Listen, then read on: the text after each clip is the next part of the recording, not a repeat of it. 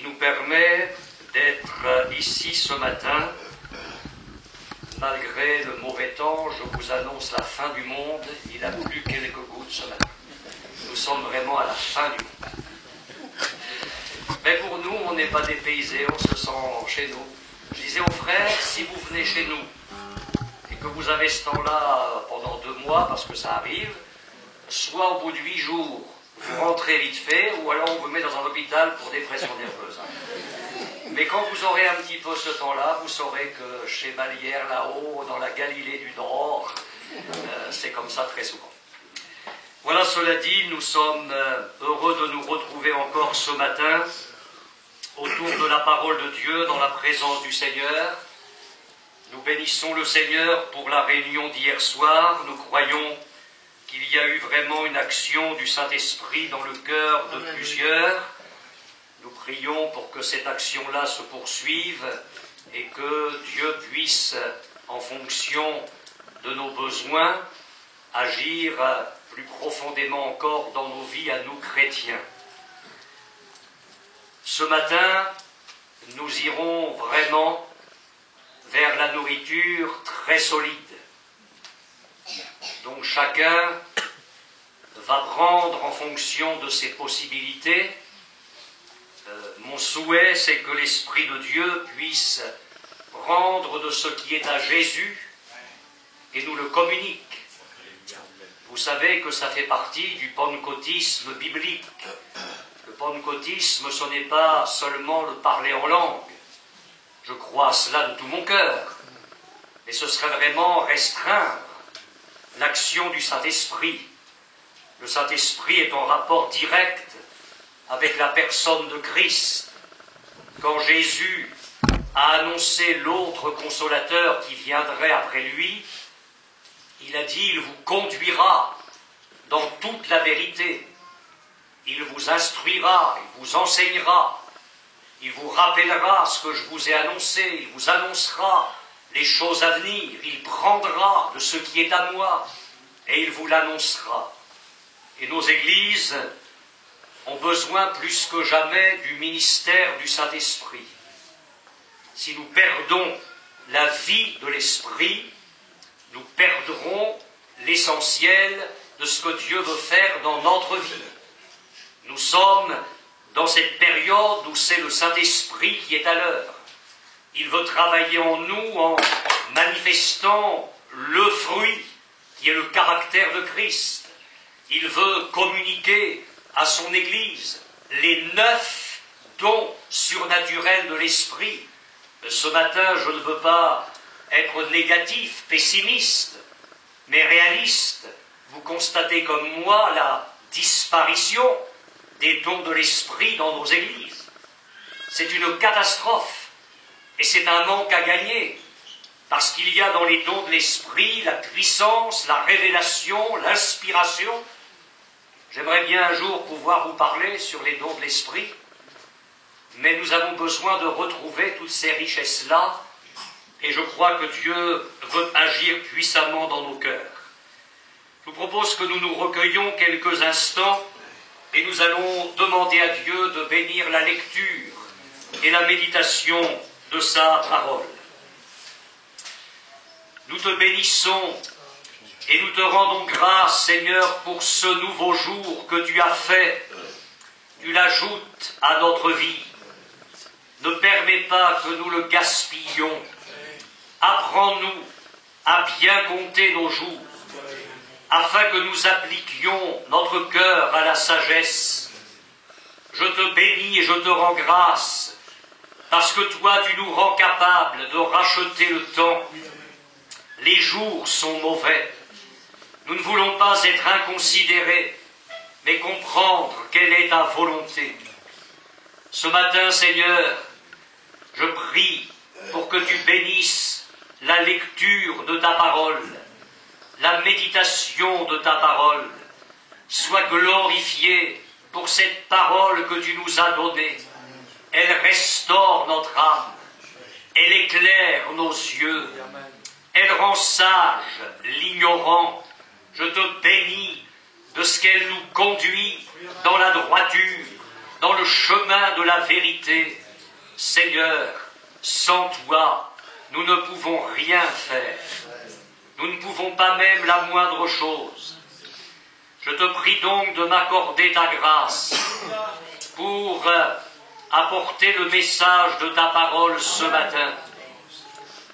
Que serait la prédication s'il n'y a pas ton onction, celle de ton esprit? Seigneur, fais grâce.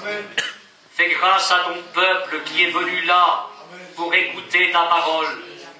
Je prie pour qu'il y ait une grande liberté, une grande mouvance du Saint-Esprit, qu'il soit souverain. Nous sommes fatigués de ce qui est mondain, charnel, psychique, fatigués, Seigneur, de ce qui vient d'en bas, de ce qui vient de l'homme. Que tout cela soit poussé de côté et que Christ, et Christ seul, soit glorifié. Seigneur, que nous ne soyons rien pour que tu sois tout. Tu sais combien tout cela est difficile. Viens purifier la prédication de toute forme de lèpre spirituelle. Que Christ soit élevé et glorifié. Ô Seigneur, applique ta parole à nos cœurs ce matin. C'est l'esprit qui vivifie.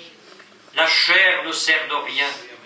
Merci par avance pour ce que tu vas faire ici, ce matin, Seigneur, au milieu de nous et en nous. Amen.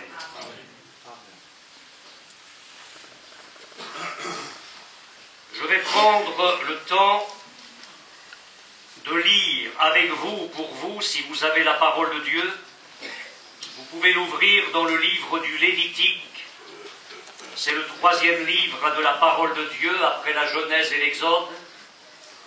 Et nous allons lire tout le chapitre 2.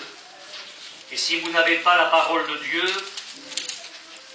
je vous conseille d'écouter très attentivement la lecture qui va être faite. Je vais la faire lentement, volontairement. Lévitique chapitre 2. Lorsque quelqu'un fera à l'Éternel une offrande en don, son offrande sera de fleurs de farine. Il versera de l'huile dessus et il y ajoutera de l'encens. Il l'apportera au sacrificateur, fils d'Aaron. Le sacrificateur prendra une poignée de cette fleur de farine, arrosée d'huile, avec tout l'encens, et il brûlera cela sur l'autel comme souvenir. C'est une offrande d'une agréable odeur à l'Éternel. Ce qui restera de l'offrande sera pour Aaron et pour ses fils. C'est une chose très sainte, parmi les offrandes consumées par le feu devant l'Éternel. Si tu fais une offrande de ce qui est cuit au four, qu'on se serve de fleurs de farine, et que ce soit des gâteaux sans levain, pétris à l'huile, et des galettes sans levain, arrosées d'huile. Si ton offrande est un gâteau cuit à la poêle, il sera de fleurs de farine, pétri à l'huile sans levain. Tu le rompras en morceaux et tu verseras de l'huile dessus. C'est une offrande. Si ton offrande est un gâteau cuit sur le grill, il sera fait de fleurs de farine pétries à l'huile. Tu apporteras l'offrande qui sera faite à l'Éternel avec ces choses-là. Elle sera remise au sacrificateur qui la présentera sur l'autel. Le sacrificateur en prélèvera ce qui doit être offert comme souvenir et le brûlera sur l'autel. C'est une offrande d'une agréable odeur à l'Éternel.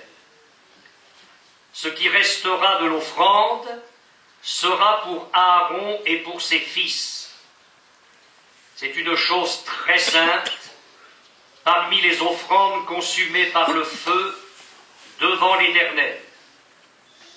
aucune des offrandes que vous présenterez à l'Éternel ne sera faite avec du levain, car vous ne brûlerez rien qui contienne du levain ou du miel parmi les offrandes consumées par le feu devant l'Éternel.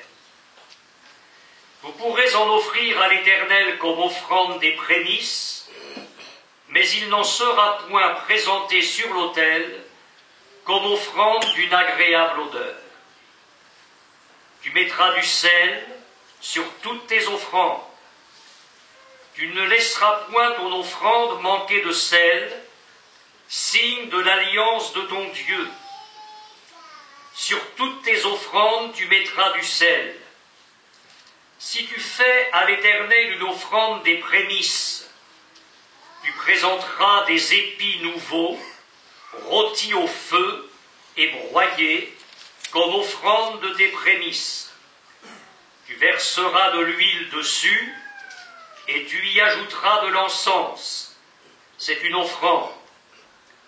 Le sacrificateur brûlera comme souvenir une portion des épis broyés et de l'huile, avec tout l'encens. C'est une offrande consumée par le feu devant l'Éternel. Amen. Nous sommes là, bien évidemment, sous le régime de la loi. Et ces choses ne sont plus en vigueur sous le régime de la grâce qui est venue avec Jésus. Mais ce serait une erreur de faire l'impasse sur tout ce que la parole de Dieu nous dit dans la loi. Quand l'apôtre Paul évoquait ces choses, il ne disait pas qu'elles n'étaient rien, il disait qu'elles étaient l'ombre des choses à venir. Nous parlions hier soir des souffrances de Christ sous 3 rapports dans les Écritures, sous le rapport symbolique, sous la forme prophétique et sous la forme historique. Avec ce chapitre 2 du Lévitique, nous sommes dans la forme symbolique des souffrances de Christ. Vous pensez bien que Dieu n'a pas institué toutes ces choses-là en détail s'il n'avait pas en vue quelque chose de plus grand, quelque chose de plus glorieux, mais qui se trouve déjà là, d'une façon extraordinaire, consigné par le cœur de Dieu, par l'Esprit de Dieu. Je voudrais vous dire que Christ illumine tout ce chapitre 2 du Lévitique. Et c'est ce que j'aimerais partager avec vous ce matin. Alors c'est vrai, je vous l'accorde, le livre du Lévitique fait partie des livres difficiles. Et pourtant, quelle révélation de Jésus! Quelle révélation de la personne de Christ et de l'œuvre de Jésus! J'aimerais resituer les choses au niveau des sacrifices dits lévitiques pour que nous comprenions bien ce matin comment se situe ce chapitre 2 que nous venons de lire. Vous savez, et si vous ne le savez pas, vous avez bien fait de venir, qu'il y a 5 sacrifices lévitiques. Il y a l'Holocauste. Alors, dans l'Holocauste, toute la victime était entièrement brûlée sur l'autel. Et l'Holocauste est le symbole de Christ qui, à la croix, s'offre à Dieu d'abord et s'offre à Dieu dans sa mort. Nous commettrions l'erreur de penser que la croix n'a été dressée que pour nous. La croix a d'abord était dressé pour Dieu. Et l'Holocauste me parle de cela. Parce que la victime, encore une fois, était brûlée tout entière sur l'autel. C'est Christ qui, dans la croix, s'offre tout entier pour Dieu, pour accomplir la volonté de Dieu. Je vais poursuivre. Vient l'Holocauste, ce chapitre 2 qui nous préoccupe ce matin. Alors nous allons en parler. J'arrive au troisième sacrifice. Le sacrifice d'action de grâce, qui est encore appelé sacrifice de prospérité, ou sacrifice de paix, ou sacrifice pacifique, ou encore sacrifice de communion, et qui est le symbole devant la croix de la communion de l'adorateur avec Dieu. Christ est l'objet de cette communion de l'adorateur. Et j'aimerais bien un jour vous parler des 5 sacrifices aussi. Il y a là des richesses extraordinaires. Puis vient le sacrifice d'expiation, ou le sacrifice pour le péché. C'est simple, il est le symbole de Christ qui s'offre à la croix pour nous. C'est Christ qui s'offre pour le péché de l'homme, pour expier nos péchés. À la différence de l'Holocauste, où c'est Christ qui s'offre pour Dieu. Dans le sacrifice d'expiation, Christ s'offre pour nous. Amen. Et le dernier sacrifice, alors c'est Lévitique 1, 2, 3, 4, 5. Vous avez les 5 qui se suivent. Chapitre 5 du Lévitique, c'est le sacrifice de culpabilité. Alors il est en rapport avec nous aussi, il est en rapport avec le péché, mais dans le sacrifice de culpabilité, il n'est pas question de l'expiation du péché, mais de la réparation de tous les dégâts que le péché a pu faire dans nos vies. Dans le sacrifice d'expiation, Christ s'offre pour nous amener à reconstruire une vie, à réparer notre vie. Et vous l'aurez compris, en étudiant ces 5 sacrifices lévitiques, vous avez la croix sous 5 facettes. La croix est comme un diamant qui brille de multiples facettes, et suivant l'aspect que je contemple de la croix, j'y découvre la magnificence de la personne de Jésus, et en même temps j'y découvre le cœur de Dieu. Et ces 5 facettes se complètent, elles sont liées. Vous ne pouvez pas cloisonner l'œuvre de Christ au calvaire. Il faut tout prendre. Seigneur, je veux bien que tu pardonnes mes péchés, mais je n'ai pas l'intention de changer de vie. Mais alors c'est quoi ta conversion? Il n'y a pas le sacrifice d'expiation sans le sacrifice de culpabilité. Et puis Dieu demande des adorateurs. Il faut que tu grandisses dans la communion avec Dieu.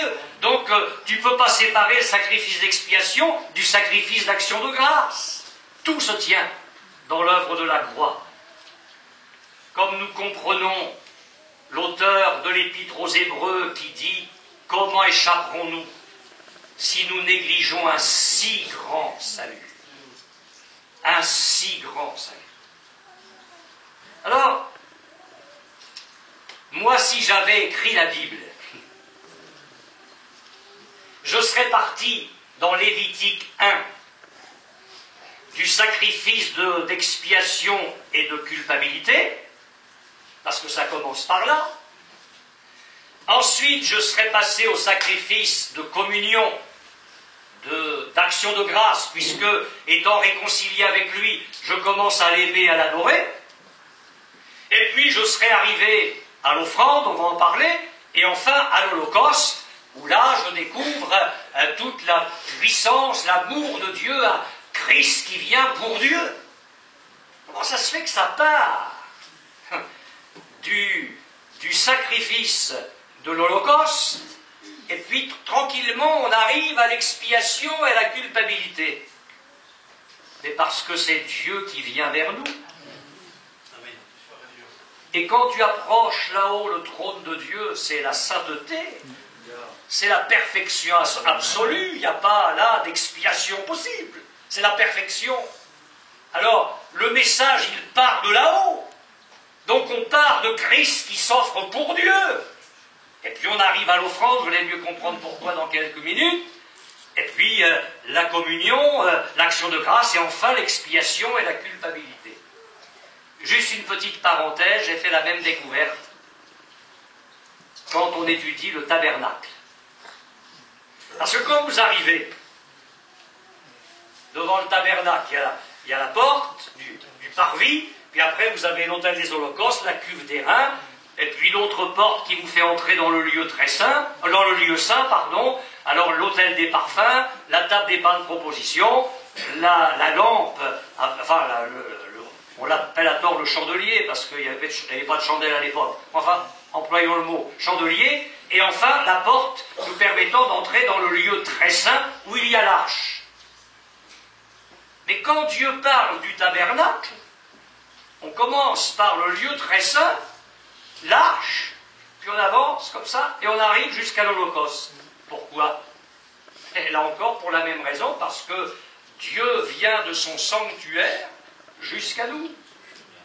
Il vient du ciel jusqu'à la croix.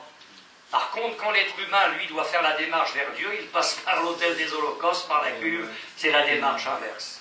Vous me suivez toujours? Amen. Vous êtes formidables.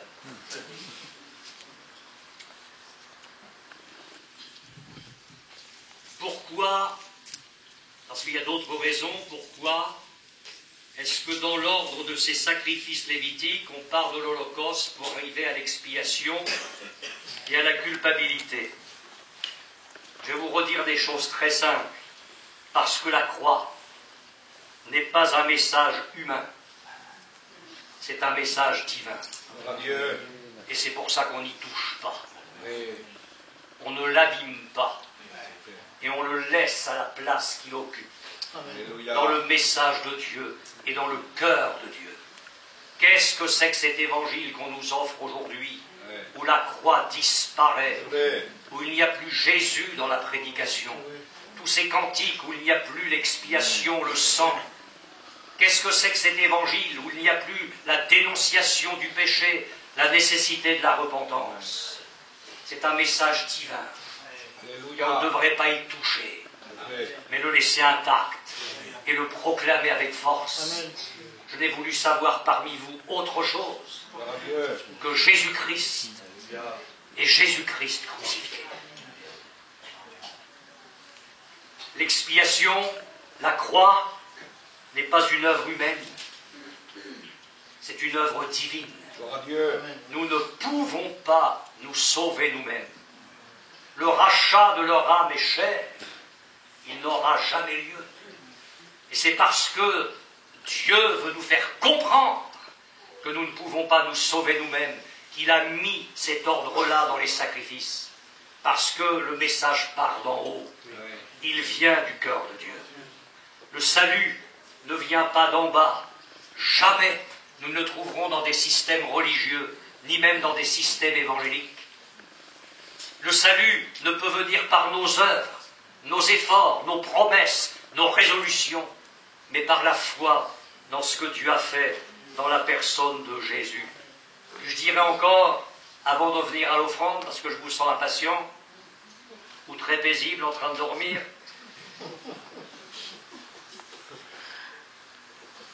nous ne sommes pas sauvés pour vivre comme la terre. Nous sommes sauvés pour aller jusque là-haut. Et en attendant d'y être un jour, nous devrions y être de cœur déjà ce matin, assis avec lui dans les lieux célestes. Vous savez, quand vous croisez un frère ou une sœur au petit déjeuner, et que ce frère ou cette sœur vit dans les lieux célestes, ça sent plus fort que le café. Ah oui. Vous le voyez tout de suite. C'est très clair. Quelque chose qui émane. Ça, on sent le ciel. Et quand Dieu vient jusqu'à moi pour me parler de la croix, il parle en haut, comme pour me dire, tu vois, c'est là que je voudrais t'amener. C'est jusqu'à cette vie-là que je voudrais t'amener. Alors l'offrande. Ce sacrifice appelé offrande, ça n'a rien à voir avec la dîme, les corbeilles qui circulent le matin, vous l'avez compris, ça n'a rien à voir avec ça. L'offrande est l'un des 5 sacrifices lévitiques, mais il y a quelque chose de très particulier, et on va prendre du temps ce matin pour voir ça. C'est le seul qui ne soit pas sanglant. Dans l'Holocauste, il y a un animal gros ou menu bétail qui est égorgé. De la même manière dans le sacrifice d'action de grâce, de la même manière dans le sacrifice d'expiation, de la même manière dans le sacrifice de culpabilité, il y a sur l'autel un animal que l'on égorge et le sang coule. Dans l'offrande, il n'y a rien de tout ça. Vous l'avez lu, vous l'avez entendu, il n'est pas question d'animal vivant, il est question de fleurs de farine, il est question d'épis, il est question d'huile, il est question d'encens, et on va essayer de démêler tout ça ensemble. Gloire à Dieu. Alors c'est quoi l'offrande, puisqu'il n'y a pas de sang? Dieu a quelque chose à me dire ce matin en ce qui concerne son Fils. Le Saint-Esprit voudrait attirer ton cœur et le mien vers Jésus pour que tu le regardes, que tu le contemples, que tu l'adores, que tu le chérisses, que tu lui ouvres tout grand la porte de ton cœur pour qu'il remplisse ta vie. L'offrande, c'est le symbole de Christ qui s'offre à Dieu dans sa vie. Non pas dans sa mort, mais dans sa vie. Parce qu'avant la croix, il y a eu une offrande qui a duré 33 années et demie, qui a été parfaite, qui a été d'une beauté inégalable, extraordinaire. Ça a été l'offrande de Jésus à Dieu dans sa vie. L'offrande, ce n'est pas la croix, c'est Christ dans sa vie. Et là, Dieu a quelque chose à me dire concernant Jésus, mais concernant ma propre vie.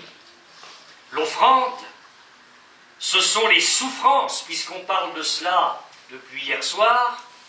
L'offrande, ce sont les souffrances de Jésus dans sa vie. Et c'est ce que nous allons étudier. Alors ce sacrifice va nous permettre d'apprécier la personne de Jésus et la perfection de Jésus dans sa vie. Il a été parfait dans son œuvre à la croix, mais il a été parfait dans sa vie. D'ailleurs, l'auteur de l'Épître aux Hébreux nous parle du Fils qui est parfait pour l'éternité. Alors on arrive au sacrifice de l'offrande. Lorsque quelqu'un fera à l'Éternel une offrande en don, son offrande sera de fleurs de farine. La fleur de farine, je pense que les sœurs qui font de la cuisine, qui ne vont pas toujours au McDo, mais qui cuisinent de temps en temps, savent que la fleur de farine, c'est la meilleure partie de la farine. La fleur de farine, quand vous la touchez, c'est extrêmement doux. Extrêmement doux au toucher. C'est très égal. Dans la fleur de farine, il n'y a pas de grumeaux. Comment obtient-on la fleur de farine? Le blé est passé au crible et il est moulu. Et le Saint-Esprit me parle ici de Jésus dans son incarnation, Jésus qui était Dieu et qui est devenu un homme, qui est venu comme un simple homme sur notre terre. Le Saint-Esprit me parle ici dans la fleur de farine des souffrances de Jésus. Et c'est au travers de ces souffrances que vous découvrez en Jésus-Christ la fleur de farine. Quelque chose d'extrêmement beau qui attire mon cœur et qui me fait désirer d'être semblable à lui. Rappelez-vous ce qu'il a dit.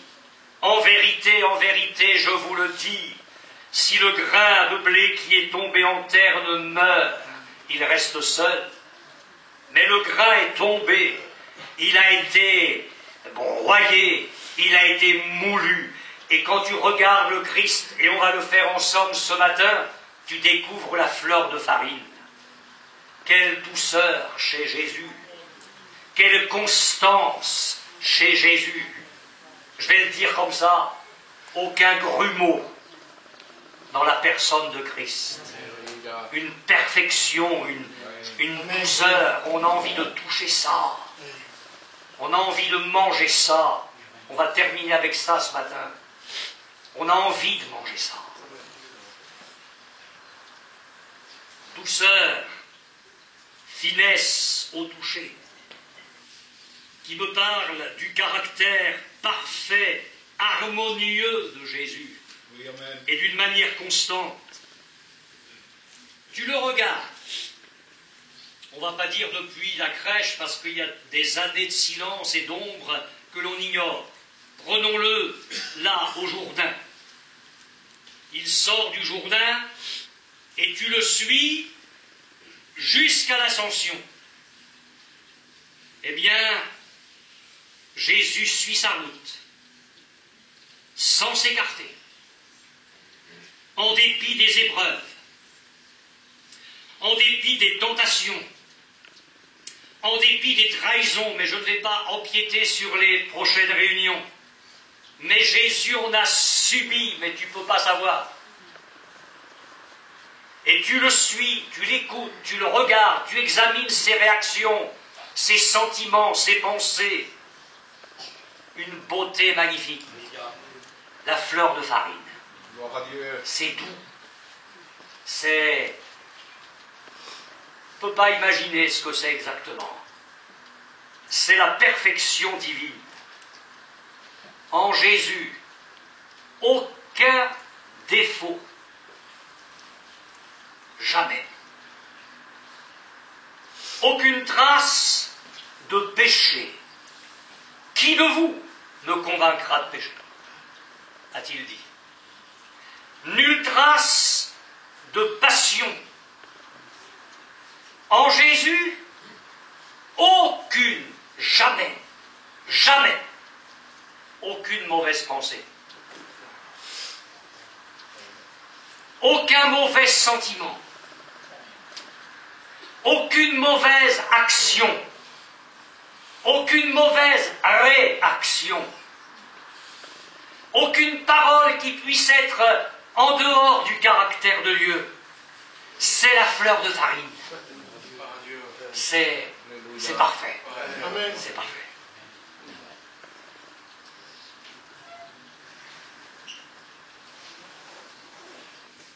Son offrande sera de fleurs de farine.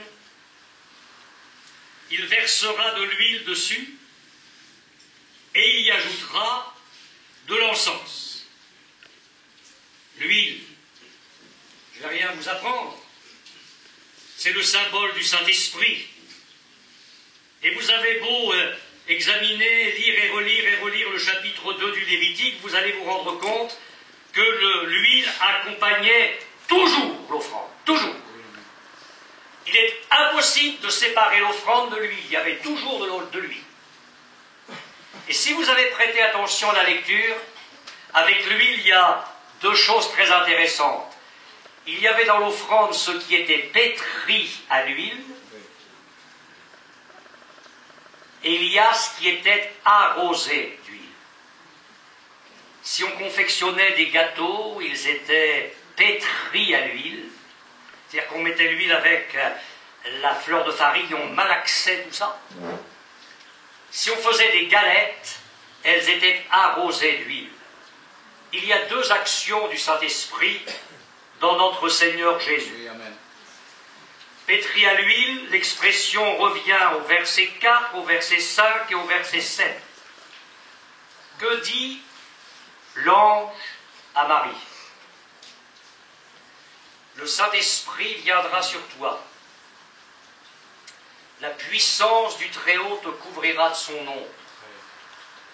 C'est pourquoi le Saint-Enfant qui naîtra de toi sera appelé Fils du Très-Haut. Fils. Il a été, lui, la fleur de farine, pétrie à l'huile dans le corps de Marie. Il a été formé par le Saint-Esprit. Quand tu vas dans la crèche et que tu regardes le bébé dans la mangeoire à bestiaux, tu as la fleur de farine pétrie à l'huile. Il vient comme l'image du Dieu invisible. Il dira, celui qui m'a vu a vu le Père. Il vient comme Dieu, avec le caractère de Dieu, avec les paroles de Dieu, avec les œuvres de Dieu. Il est là, pétri à l'huile. Et tu trouves en lui la manifestation les 9 manifestations du fruit de l'esprit. L'amour, la joie, la paix, la patience, etc. Il est pétri à l'huile. Tu as là le caractère de Dieu révélé dans la personne de Jésus, formé par le Saint-Esprit, tel que Dieu voudrait faire cela dans ta vie aussi et dans la mienne. Arrosé d'huile, l'expression apparaît au verset 1, 2, 4, 6, 15. Nous remarquons donc qu'il y a l'huile, l'action de l'huile pour pétrir la fleur de farine, et puis il y a une autre action qui consiste simplement à arroser d'huile. Il y a donc une œuvre intérieure qui est invisible, parce qu'une fois que le gâteau est fait, cette œuvre-là, pétrie à l'huile, on ne l'a pas vue, mais elle est réelle. Et il y a une œuvre extérieure qui est celle d'être arrosée d'huile. Je me demande pourquoi dans nos mouvements, dans la mouvance évangélique, ça ne nous concerne pas, j'espère, il y a deux écoles qui s'affrontent. Il y a ceux qui sont pour le fruit de l'esprit, puis il y a ceux qui basculent un peu trop dans le mysticisme et qui sont pour le spectaculaire à tout prix. Alors certains disent, nous on a les miracles, on a les guérisons, etc. Et les autres qui refusent tout ça disent, oui mais nous on a l'amour. Puis quand on les voit agir, on se demande où est l'amour, mais enfin ils disent qu'ils l'ont. Mais pourquoi opposer les dons et le fruit? Moi, je vois dans l'Écriture qu'il y a ce qui est pétri à l'huile, ce qui est arrosé d'huile, et ça fait un tout. Que le Saint-Esprit veuille nous revêtir de puissance, c'est certain, mais ça ne nous dispense pas de laisser le Saint-Esprit former notre caractère, notre personne, pour que nous ressemblions à Jésus. Et si nous désirons effectivement être pétris dans l'huile, ça ne nous dispense pas de chercher le surnaturel divin. Pourquoi faire une cloison entre les deux et opposer ces deux écoles? Il faut que nous comprenions ici qu'il faut tout prendre. Seigneur, j'ai besoin, comme Jésus, d'être pétri dans l'huile, et j'ai aussi besoin d'être arrosé d'huile. Mais alors, arrosé d'huile, eh bien, vous avez ce texte dans Ésaïe 61, vous vous en souviendrez, c'est une annonce prophétique. L'Esprit du Seigneur est sur moi. Là, on parle bien d'arroser d'huile. L'Esprit du Seigneur est sur moi parce qu'il m'a oint. Autrement dit, il a fait de moi le Christ, le Messie. Le Seigneur Jésus, alors qu'il vient d'être baptisé, ressort de l'eau du Jourdain, il prie, les cieux s'ouvrent, et il voit l'Esprit de Dieu descendre sur lui sous la forme corporelle d'une colombe. L'Esprit est venu sur lui. À ce moment-là, la fleur de farine est arrosée d'huile. Il nous est dit juste après, Jésus, revêtu de la puissance de l'Esprit, retourna en Galilée. C'était son revêtement, il y avait quelque chose d'extérieur, il était arrosé d'huile. Et puis quand il arrive dans son village de Nazareth et que selon sa coutume, il entre dans la synagogue le jour du sabbat, on lui remet le livre du prophète Ésaïe. Jésus connaissait la Bible, il n'y a pas de souci, il déroule le livre, et comme par hasard, il trouve l'endroit où il est écrit, c'est Ésaïe 61 que je viens de vous citer, « L'Esprit du Seigneur est sur moi parce qu'il m'a oint ». Il parle de lui comme celui qui est arrosé d'huile, le Messie qu'Israël attendait, il n'a plus à attendre, parce que Jésus dit, cette parole que vous venez d'entendre est accomplie.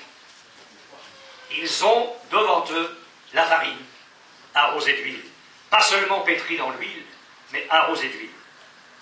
Et puis, ça a été la force de l'Église primitive dans une réunion de prière. Interdiction d'évangéliser. Persécution à Jérusalem, les taux se resserrent. Les disciples et les apôtres ne vont pas faire une pétition au gouvernement. Ils ont d'autres méthodes que ça. Ils ont recours à des armes spirituelles. Alors ils organisent une réunion de prière et écoutez les premiers chrétiens prier. Ils citent la Bible, ils s'appuient sur la Bible et ils se disent, mais ce qui est en train d'arriver, c'est ce que Dieu avait annoncé. Et ils vont citer le psaume 2.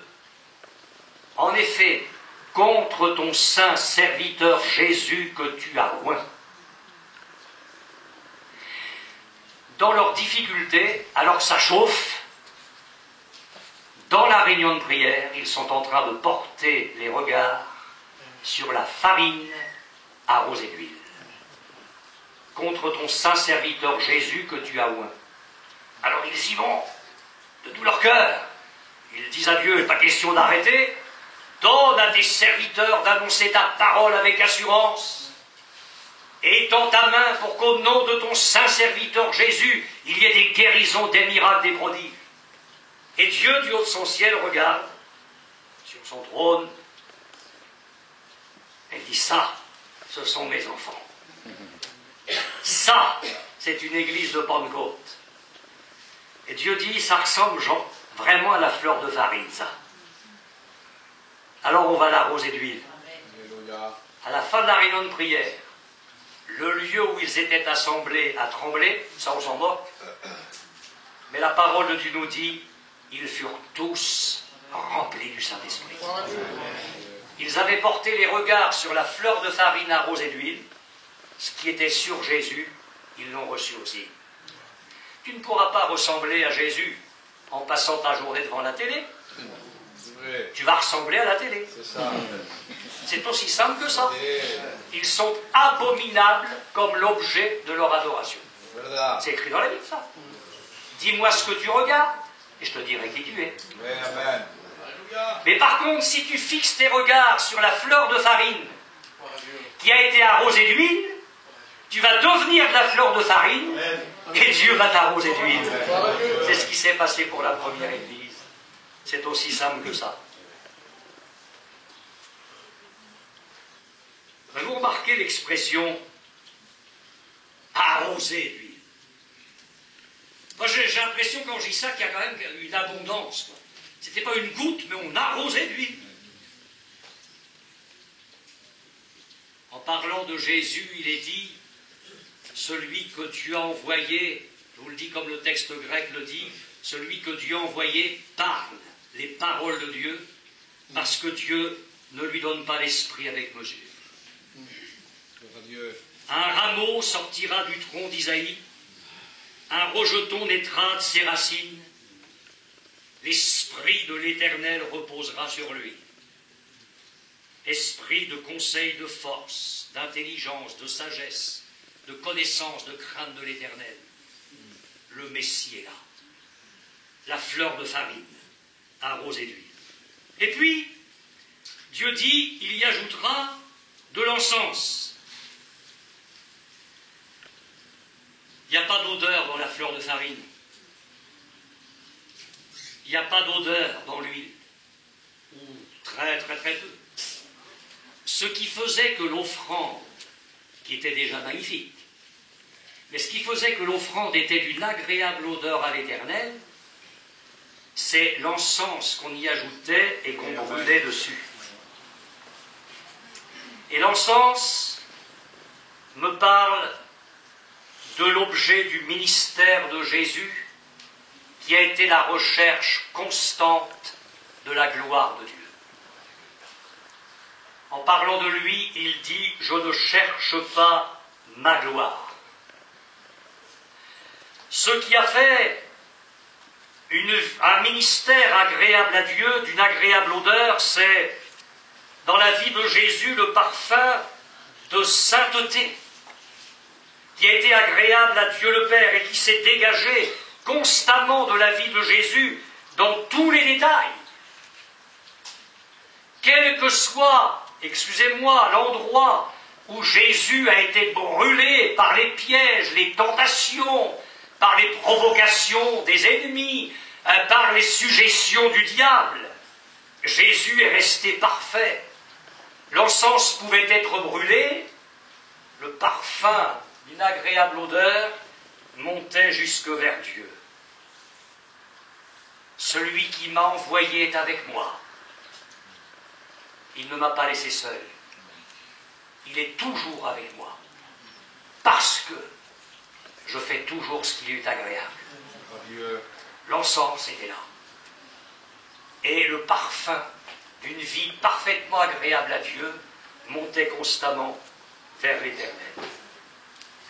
Mais l'encens me parle de la prière, parce que au chapitre 8 de l'Apocalypse, le 7e sceau vient d'être rompu. J'envoie devant le trône de Dieu 7 anges qui tiennent 7 trompettes. Puis il y en a un ange qui arrive avec un encensoir. Ça me parle bien d'encens, ça. Un encensoir d'or. Et il vient sur l'autel d'or. Bon, l'autel des parfums, là-haut, puisque tout a été fait selon le modèle qui est dans les cieux. Et l'ange va offrir vers Dieu des parfums, et il va y ajouter les prières des saints. Et j'en conclus que les prières de toute l'Église mondiale remplissent le ciel. Et ces prières montent.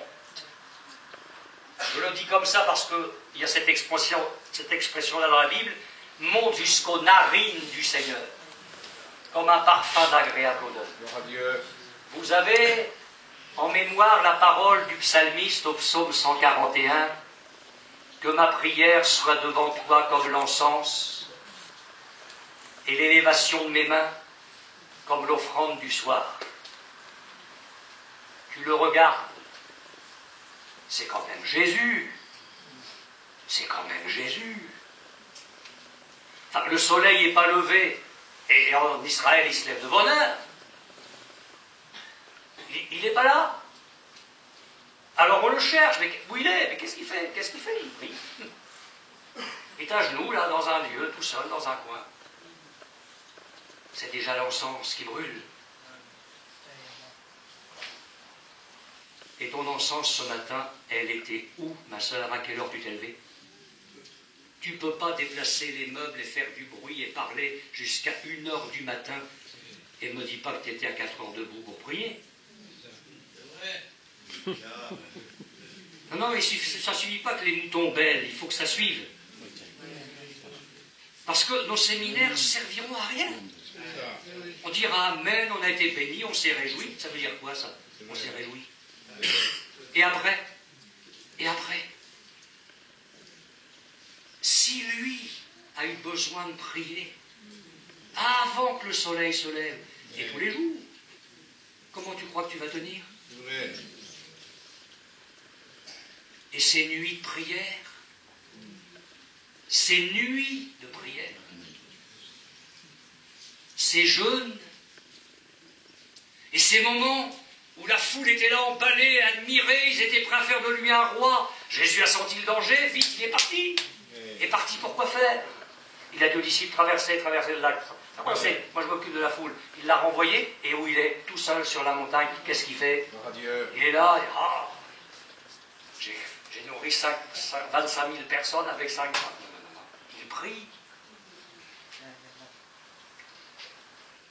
Celui qui sait faire ce qui sait faire ce qui est bien, qui ne le fait pas, commet un péché. Et ce matin, je vais vous parler de vos péchés et des miens. Et là, cherche pas la voisine à côté de toi, nous sommes tous coupables. Amen. La faiblesse de nos églises. Et on ne peut pas se réjouir de quelques victoires, hein, c'est pas le réveil. La faiblesse de nos églises, c'est qu'on cherche l'encens. L'encens n'est plus brûlé. La vie de prière disparaît. Tu le sais. Amen. Tu le sais. Nous sommes devenus des misérables dans le domaine de la prière. Dès qu'un pasteur parle de ça, ça nous donne des boutons, on devient allergique. Dès qu'on nous parle de prier, on trouve toutes les excuses pour ne pas prier. Ça devient une catastrophe. Mais quand le Saint-Esprit me parle de l'offrande, c'est-à-dire Jésus dans sa vie, tout de suite au verset 1er, Dieu me dit l'encens. L'encens. C'est lui qui, dans les jours de sa chair, si on l'avait suivi, c'est lui qui, dans les jours de sa chair, a présenté à Dieu avec cris et avec larmes des prières. Tu l'aurais entendu crier. Tu l'aurais entendu pleurer. C'était l'encens. L'encens brûlait. Et ce qui a fait de sa vie une vie d'une agréable odeur au Seigneur. Alors ce matin, nous allons faire un bilan. Vous en ferez ce que vous voudrez. Mais je crois qu'il est temps de faire un bilan et de dire, Seigneur, il faut que je change. Bon, vous ne prierez pas demain 3 heures, c'est une question de construction au fur et à mesure du temps. Mais je dis que nous ne pouvons pas continuer ainsi. Tous les réveils sont nés quand le peuple de Dieu à genoux était dans l'agonie devant le Seigneur. Les ministères puissants qui ont bouleversé les foules et des églises ont été exercés par des hommes qui passaient des nuits à genoux dans les larmes devant le Seigneur. Et si nous ne retrouvons pas ça, nous aurons une apparence de croissance, une apparence de réveil, mais pas la vraie. Ça, c'est certain.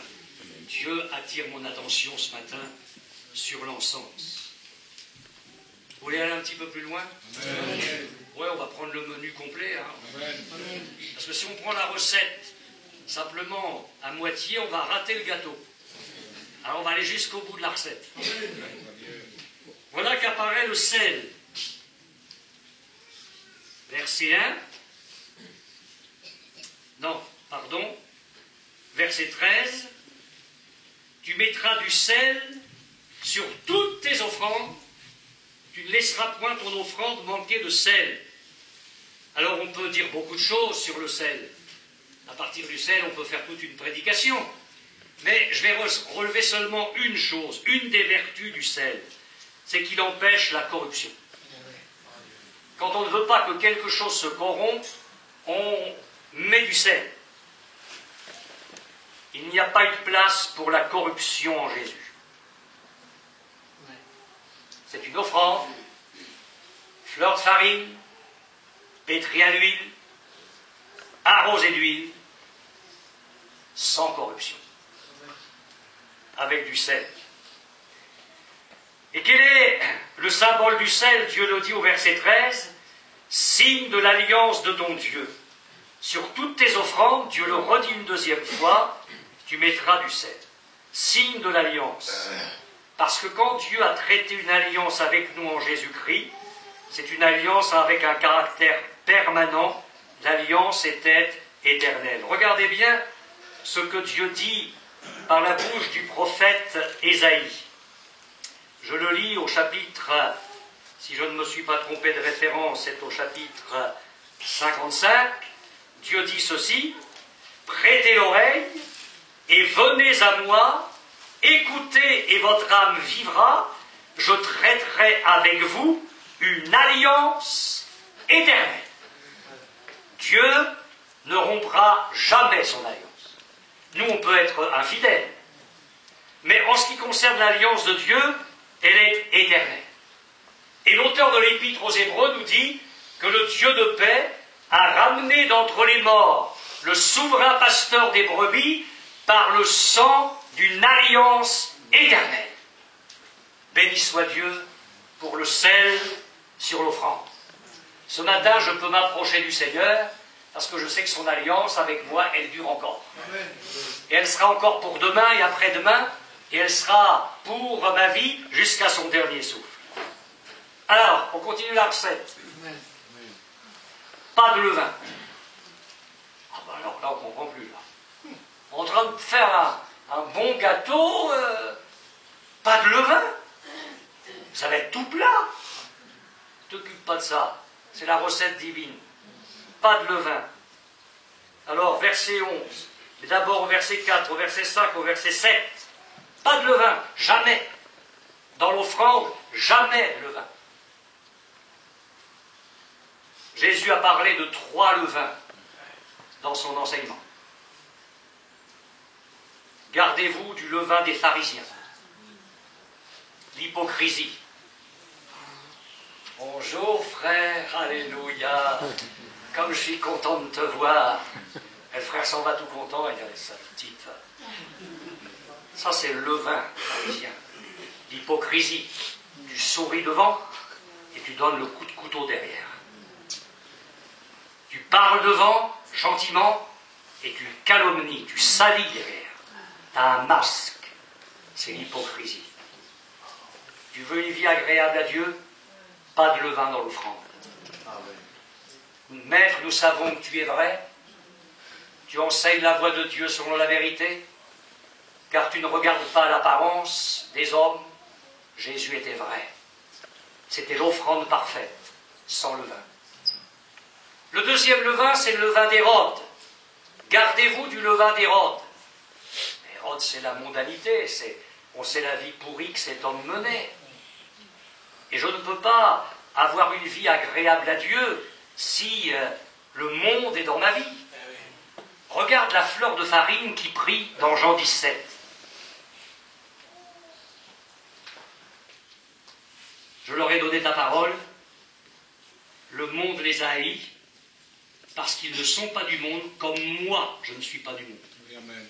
Et 2 versets plus loin, il dit, comme moi, je ne suis pas du monde. 2 fois, il insiste pour nous rappeler que lui, la fleur de farine, ne contenait pas de levain. Es-tu sûr qu'il n'y a pas quelques miettes de levain qui traînent un petit peu derrière un tiroir de ton cœur? C'est pas de la rigolade. Il faudrait bien que la recette réussisse dans ce séminaire. Je ne peux pas bâcler des réunions. Dieu est en train de nous parler. Je me mets du même côté de la barrière que vous. Je suis derrière la parole de Dieu avec vous. Il y a du levain dans ma vie. Qu'est-ce qu'on va faire avec ça? On va aller manger tranquillement, on va rigoler, puis on va revenir cet après-midi. Mais nous sommes devant Dieu, là. Dieu est en train de nous dire des choses. Dieu est en train de nous dire des choses. Le troisième levain, c'est le levain des Sadducéens. Jésus le dit, gardez-vous du levain des Sadducéens. Qu'est-ce que c'est que le levain des Sadducéens? C'est le doute. Des gens qui croyaient certaines choses et pas d'autres. Et là encore, que de dégâts dans le domaine du doute au sein de nos assemblées. Il y a certaines choses que l'on ne croit plus. En tout cas, on n'y croit plus pour soi. Il faut que nous restions attachés au pardon de nos péchés par la foi en Jésus-Christ, ça c'est sûr. Mais il faut que nous restions attachés à la guérison divine. Et Dieu fait des miracles. Et pas seulement pour les inconvertis. Mais Dieu fait des miracles pour son peuple. Je crois que Dieu guérit au milieu de son peuple. Jésus revient. Dans des églises aujourd'hui, Non seulement certains chrétiens n'attendent plus le retour de Jésus, mais ils n'y croient plus. Amen. Ils n'y croient plus. Alors Seigneur, garde-moi de tous ces levains-là. L'apôtre Paul a écrit quelque chose d'intéressant dans sa première lettre aux Corinthiens. Il dit, ne savez-vous pas qu'un peu de levain fait lever toute la pâte? Alors il dit, de la part de Dieu, faites disparaître le vieux levain, afin que vous soyez une pâte nouvelle, puisque vous êtes sans levain, car Christ, notre Pâque, a été immolé. Célébrons donc la fête, non avec du vieux levain, avec un levain de malice, de méchanceté, mais avec les pains sans levain, de la pureté de la vérité. Vous voyez comme tout se tient dans la Bible. Là, on n'est pas loin du chapitre 2 du Lévitique. Quand je vous le disais tout à l'heure que tout se tient, et puis dans l'épître aux Galates, la course était finie avant la ligne d'arrivée. Vous couriez bien. Amen. Qui vous a arrêté pour vous empêcher d'obéir à la vérité? Et Paul aux Galates va redire la même chose qu'aux Corinthiens. Ne savez-vous pas qu'un peu de levain fait lever toute la pâte? Ma sœur, tu courais bien. Qu'est-ce qui t'a arrêté? Et Paul ne dit même pas qu'est-ce qui. Qui? Quelle est la personne qui est la cause de ton déclin spirituel ce matin? Mon frère, tu courais bien. Qui t'a arrêté? Paul dit cette influence ne vient pas de celui qui vous appelle. Il y a sur ta vie, et tu es venu avec ça au séminaire, une influence qui est soit mondaine, soit charnelle, soit diabolique, toi seul le sais. Mais cette influence, en tout cas, elle ne vient pas de celui qui t'a appelé et elle t'a arrêté. Il faut que tu secoues tout ça ce matin. Seigneur, je fais disparaître de ma vie le vieux levain. Je me lève et je dis, Seigneur, à nouveau, je me consacre à toi. Vous me supportez encore quelques heures? Je préfère que vous disiez Amen avant que je dise la fin de la phrase. Pas de miel. Regardez, je lis le verset.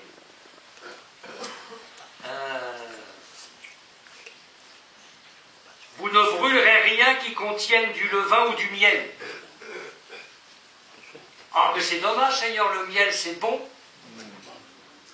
C'est doux. Qu'est-ce que ça veut dire, ça? Le Seigneur nous met en garde ici contre la douceur naturelle. Jésus n'était pas mielleux. C'est une chose d'être doux, de la douceur de l'esprit. C'en est une autre que d'être mielleux selon le monde. Alors Dieu dit la fleur de farine, oui, le miel, non. Voyez-vous, quand je regarde la vie de Jésus, je m'aperçois que tout ce qui, sur le plan de la vie naturelle, aurait pu se manifester en lui, était mis de côté. Et au fond, le travail du Seigneur dans ta vie, dans la mienne, c'est de nous amener à éliminer tout ce qui est de la vie naturelle. Nous n'avons pas besoin d'une bonté humaine, nous avons besoin de la bonté du Saint-Esprit.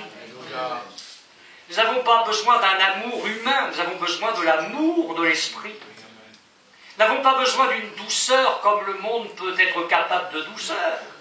Il nous faut la douceur de l'Esprit. Donc, pas de miel sur l'offrande. Notre justice, elle est comme un vêtement souillé. Quand le diable ne peut pas nous avoir avec ce qui est mal, il va essayer de nous avoir avec ce qui apparaît bon, mais qui ne vient pas de Dieu. Le monde est capable de produire certaines choses bonnes, mais les choses bonnes du monde, nous devons les vomir. Ce n'est pas seulement les orties du monde qu'il faut vomir, mais même le miel du monde. Vous comprenez ça? Je pense que vous comprenez trop bien. Jésus ne s'est pas laissé séduire par les flatteries. Nous savons que tu es un docteur venu de Dieu. Tu enseignes la voie de Dieu selon la vérité. Jésus ne s'est pas laissé embarquer par les applaudissements. Le miel ne l'intéressait pas. Et puis je vais terminer, parce que ce que je vais dire va servir de tremplin pour tout le reste du séminaire. Il y a bien évidemment, même si le sacrifice de l'offrande n'est pas sanglant, il y a un voile qui est soulevé ici par le Saint-Esprit sur les souffrances de Jésus et qui apparaissent de manière variée. J'étais impressionné du nombre de fois où je retrouve les mots dans ce chapitre 2 comme cuire, cuire au feu. Le verbe brûler, verset 2, verset 9, verset 11, verset 16. Il est question de rôtir. Il est question de grille, il est question de poêle, il est question de four, il est question de broyer. Et on sent que d'un seul coup, au milieu de tout ce que je viens de dire, le Saint-Esprit me dit, c'est au travers des souffrances que tout ça s'est manifesté. Oh, je veux bien croire que la fleur de farine, elle peut se manifester quand tout va bien.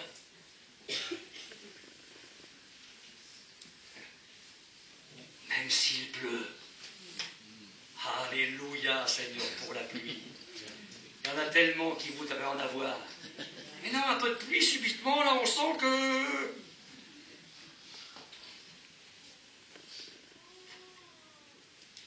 Les souffrances de Jésus. Dans ce chapitre 2, il y a ce qui est cuit au four. Ce sont les souffrances cachées de Jésus. Quand le gâteau est mis au four, bon, je sais qu'on surveille, mais vous comprenez ce que je vais dire. Ce qui se passe là, si le gâteau pouvait parler, il crierait. Il y a une souffrance là dans le four qui t'échappe, qui est cachée, mais qui va faire sa beauté quand il va sortir. Amen. Et qui va faire aussi que tu vas pouvoir le manger, qu'il va être délicieux. Il faut qu'il passe par là. Et ce qui se passe dans le four, personne ne le saura. Ton pasteur ne le saura pas. L'ancien ne le saura pas. Ton mari ne le saura pas. C'est là à l'intérieur. Amen. Et ne rejamme pas quand tu passes au four. Ne rejamme pas. Tu es en train de le suivre. Lui aussi est passé au four. Alléluia. Alors ne te révolte pas. Il est en train de construire quelque chose de beau. Et tu vas être nourrissant pour les autres. Alors ne rejamme pas, ne te révolte pas, ne te mets pas en colère, ne sois pas impatient, n'adresse pas à Dieu des paroles que tu regretteras. Même si c'est dur, même si c'est douloureux, reste dans le four. Il a réglé la température et le temps de cuisson. T'inquiète pas, quand ça va être à point, tu vas sortir. Mais pour l'instant, suis-le. La farine a été pétrie à l'huile, et maintenant on la met au four. Les souffrances cachées de Jésus. Tout ce qui ne nous est même pas révélé dans l'Évangile, qui nous sera peut-être révélé là-haut, mais que de souffrances certainement cachées dans le cœur de Jésus.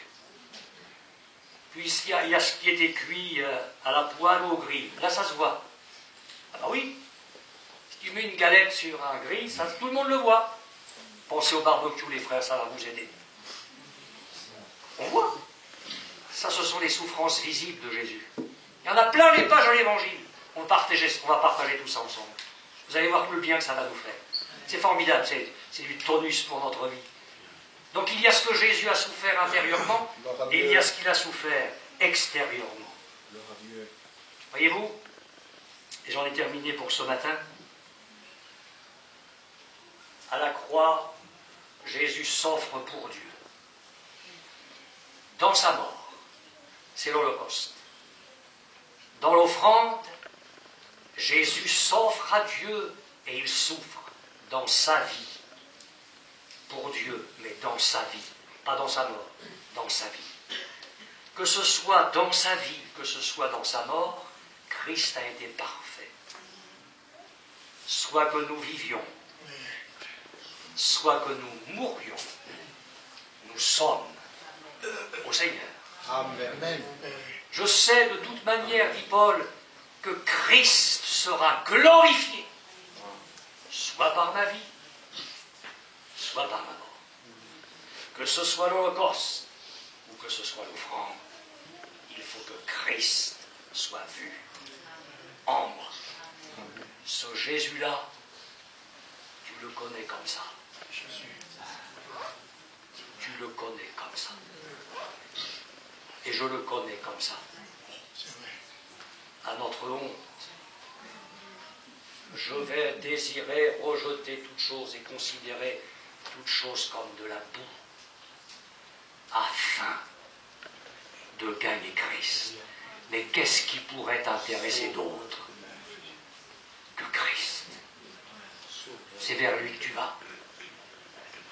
Qu'est-ce qui pourrait t'intéresser d'autre? Je désire connaître la communion de ses souffrances, uni à lui dans ses souffrances. Je comprends qu'il ouvre un chemin incontournable pour moi, incontournable. Il faudra bien que j'accepte de le suivre. La communion, l'union avec lui dans ses souffrances. J'en suis pas capable. Je ne le peux pas, Seigneur. Et je le sais que je ne peux pas. Mais tu créeras en moi le vouloir et le faire.